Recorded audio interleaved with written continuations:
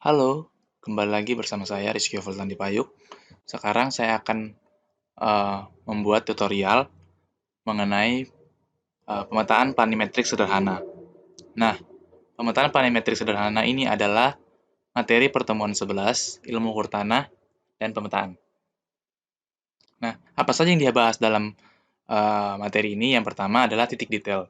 Nah, titik detail itu adalah segala objek di lapangan, baik alami maupun hasil budaya manusia yang akan dijadikan isi dari peta yang akan dibuat. Contohnya seperti apa? Nah, ada dua macam titik detail, yaitu titik detail alami dan hasil budaya manusia.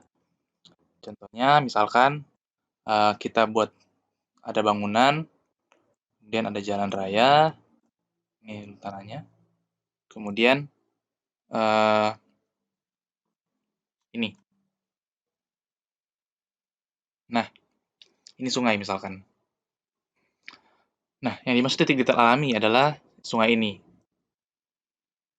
Itu, yang misalkan titik ini dihubung-hubungkan, kemudian eh, menjadi suatu sungai. Kalau misalkan kita memasukkan ke dalam peta, itulah yang akan diisi dari peta itu.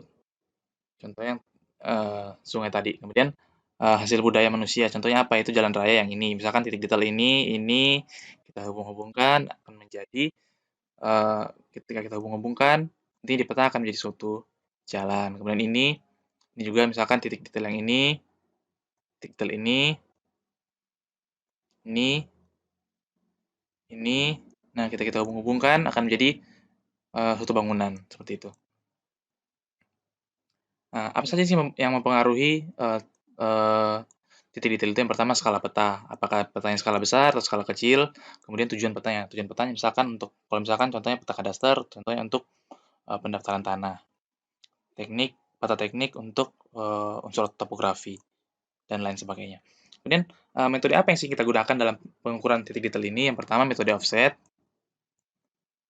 metode polar, dan metode pemotongan. Nah, yang akan kita gunakan dalam metode planimetrik sederhana itu adalah metode offset, khususnya dalam pertemuan ilmu ukur tanah. Nah, yang pertama metode offset. Nah, metode offset ini ada terbagi menjadi dua, yaitu metode offset, metode penyikuan, dan metode mengikat, yaitu mengikat sembarang. Nah, yang akan kita gunakan dalam praktikum nantinya ada bisa dua jenis, yaitu metode penyikuan ataupun metode penyikat sederhana. Tapi yang menurut saya cukup mudah untuk diaplikasikan, khususnya untuk diaplikasikan dalam aplikasi AutoCAD, yaitu uh, metode mengikat sembarang. Nah, metode penyikuan, ya dari katanya penyikuan berarti ada penggunaan sudut siku-siku dalamnya. Jadi untuk mengukur ini baseline-nya yaitu ini A ke B itu adalah baseline yang mencakup A, B, C, dan D. Nah, mencakup A, B, C, dan D bisa mencakup ini. Nah, ini baseline-nya A, B. Nah, untuk mengukur, mencari koordinat titik A ini, bisa kita tarik garis, tarik tali ke titik A aksen, dan itu harus lurus atau membentuk sudut siku-siku. Nah, kesulitannya adalah kita tidak bisa memastikan bahwa ukuran yang kita tarik itu benar-benar 90 derajat. Jadi tidak ada kepastian seperti itu. Jadi mungkin bisa saja kita gunakan kalau misalkan ukurannya tidak terlalu panjang tali yang kita tarik seperti itu. Jadi misalkan ini kita mau cari berapa sih? Apakah sudah lurus? Nah, kita buat di sini titik bantunya ke A, misalkan ini ke sini 2 meter, 2 meter, ini 2 meter. Nah, untuk sudut siku-siku membentuk sudut segitiga sama sama kaki, sama sisi, sorry, dan membentuk sudut siku-siku. Seperti itu. Jadi susahnya adalah kita tidak bisa memastikan ini 90 derajat. Tali yang kita tarik dari A ke B, dari A ke aksen, dari A ke A aksen tidak bisa kita pastikan 100% bahwa ini 90 derajat.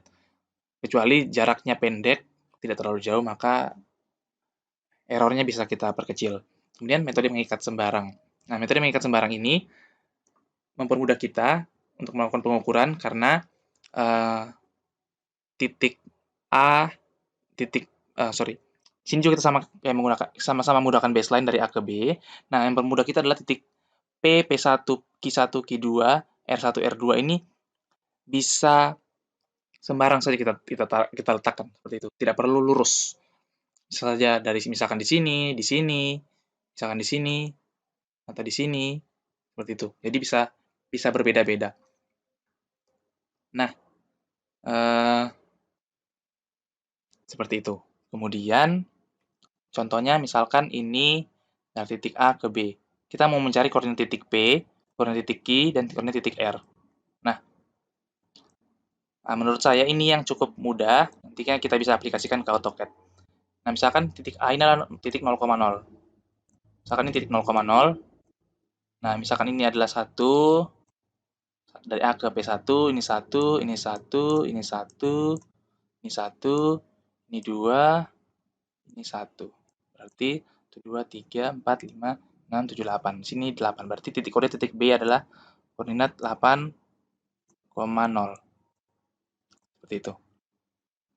Nah, gimana caranya kita mencari uh, titik P, koordinat titik P? Nah, dengan bantuan P, kita membuat titik sembarang di dalam baseline itu, ini baseline-nya. Kita misalkan titik P1 di sini, kita anggap P1, P2. Nah, ini kita tarik tali ke ke koordinat titik P, kita hubungkan. Jadi P1P dan P2P. Nah, inilah nanti yang akan membantu kita untuk mengukur koordinat titik P. Nah, dengan bantuan AutoCAD, nanti kita akan buat bagaimana sih cara gampangnya. Seperti itu. Jadi kita beralih ke AutoCAD. Kita beralih ke AutoCAD. Nah, ini. Oh iya, maaf sebelumnya. eh iya. Oh, sudah. Oke, kita beralih ke AutoCAD dulu. Nah, oke. Kita lanjutkan kembali. Di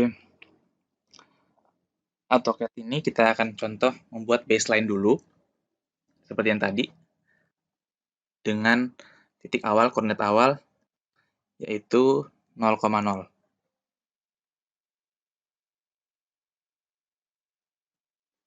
Kemudian, koordinat berikutnya adalah 1,0. Jadi, koordinat itu maksudnya titik-titik yang akan kita gunakan untuk mencari koordinat P, Q, dan R nantinya. 1,0, kemudian selanjutnya adalah 2,0,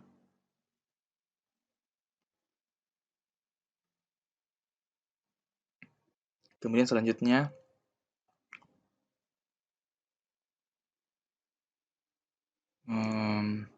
3,0, kemudian selanjutnya 4,0, kemudian selanjutnya 5,0, kemudian selanjutnya 7,0,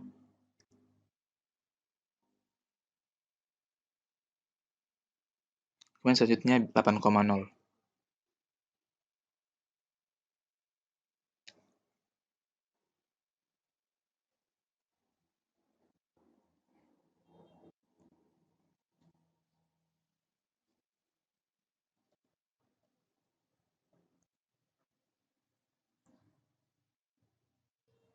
Oke, nah kita tarik garis. Ups.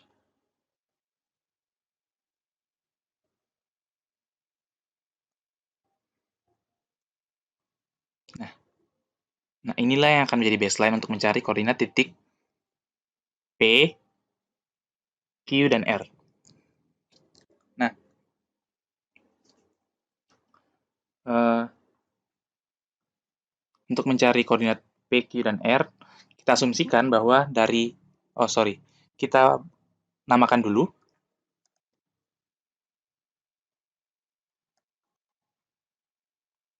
Ini di sini,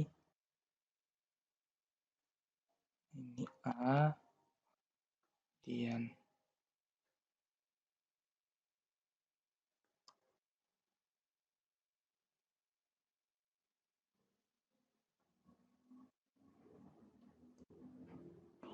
ini, sini,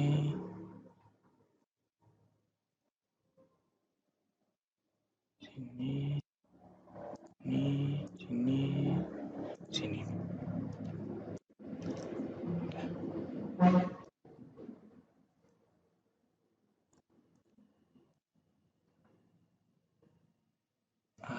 Ini kita ganti jadi P1, kita ganti jadi P2.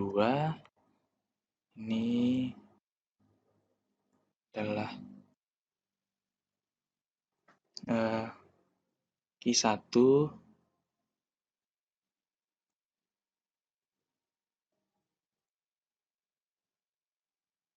ini Q2,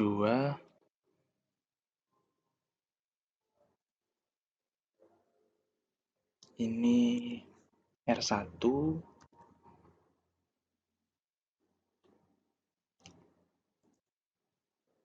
ini R2, ini titik B.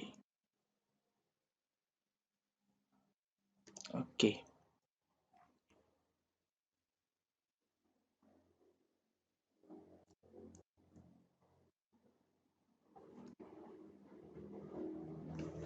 Nah, kemudian kita akan mencari koordinat titik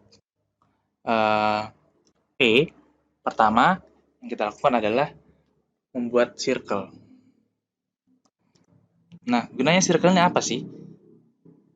Jadi circle di sini membantu kita menentukan tadi. Jadi misalkan tadi kan kita tarik garis ke dari P ke P1, misalkan 4. Tadi ya. Contohnya misalkan P ke P1 4. Contohnya sebentar saya escape dulu. Misalkan gini. Nah ini. Tadi misalkan P ke P1 itu 4, P ke P2 itu misalkan 3,7. Nah, bantuan inilah yang akan kita gunakan untuk mencari koordinat titik P itu, seperti itu. Nah, jadi kita buat dulu koordinat circle lagi. Circle kita arahkan ke sini. Kemudian radiusnya adalah 4. Nah, kemudian kita buat lagi circle. Ini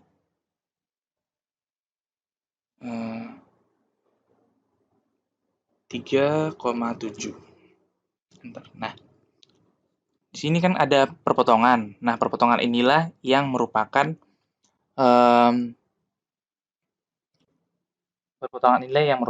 koordinat titik P. Nah, bagaimana caranya kita mau membuat titik di situ? Kita perintah snap, kemudian kita klik intersection, klik intersection, kemudian kita oke. Ini kita buat point. Kita klik di sini. Nah, sudah jadi. Itulah koordinat titik P. Nah, sisanya ini kita hapus. Ini juga. Nah, kemudian kita cari lagi koordinat titik Q. Kita buat circle lagi. Circle di titik Q1. Ini koordinat 3. Ini koordinat circle di sini 3,1. Nah, ini kita buat poin sini. Tuh, kemudian kita hapus. Kemudian kita buat koordinat titik R. Circle R1, radiusnya 6. Kemudian kita R2. Circle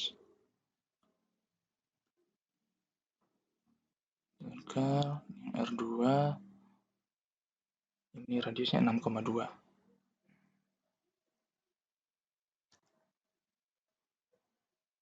Nah, kita buat poin ini, kita hapus ini, hapus ini.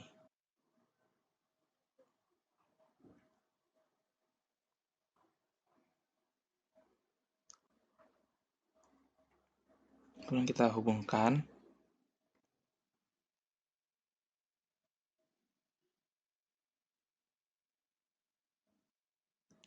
Ya, kita buat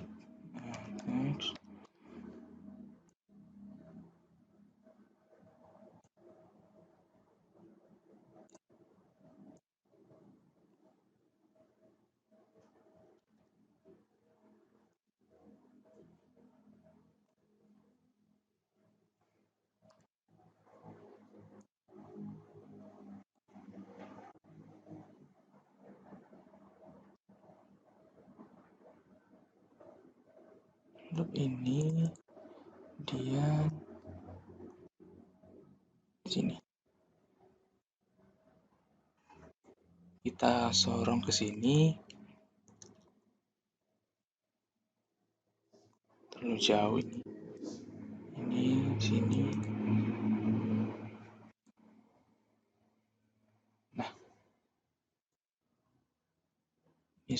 ini adalah P, ini Q,